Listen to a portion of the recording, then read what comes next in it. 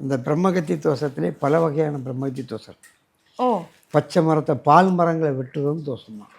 அதுவும் பிரம்மகத்தி தோஷம். ஆமாம். நீர்கள் நிலைகளில் சாக்கடையை கொண்டு இப்போ நம்ம இன்ஜினியர் கலக்காங்கள்ல, அதுவும் பெரிய தோஷம் தான். அந்த இன்ஜினியர் குடும்பம் எதுவுமே நல்லா இருக்காது. பிளான் போட்டு அந்த இடத்துல ஒரு பெரிய குழியை தோண்டி அதில் தண்ணியை விட்டு அதிலிருந்து ஃபில்ட்ரு பண்ணி நீர்நிலைகளில் சேர்க்கலாம். இவங்க மொத்தமாக ஓடையை கொண்டு போய் நீர்நிலையில் சேர்த்துறதான். இந்த பக்கம் தண்ணியில் சாக்கடை சேர்த்துடலாம், இந்த பக்கம் நீர்நிலையில் சுத்தமாக்கணும்னு மரதட்டி பேசிக்கிட்டு இருக்காங்க. இது நம்ம நாட்டில் கேரளாவில் எந்த இடத்துலையும் கழிவு நீர்கள் வந்து ஆற்றில் போய் சேராது. அங்கே வீட்டுக்கு வீடு இந்த மாதிரி வாறுகால் சாக்கடையெல்லாம் கிடையாது. எல்லாமே அந்தந்த தோட்டத்துக்குள்ளே அந்த தண்ணி. நம்ம நாட்டிலே அப்படி தான் இருந்துச்சு.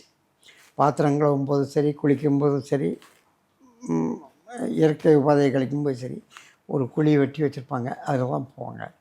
நாகரீகங்கிற ஒரு படிப்பு, இன்ஜினியரிங்கிற ஒரு படிப்பு வந்த உடனே நாடு நாசமாயிடுச்சு.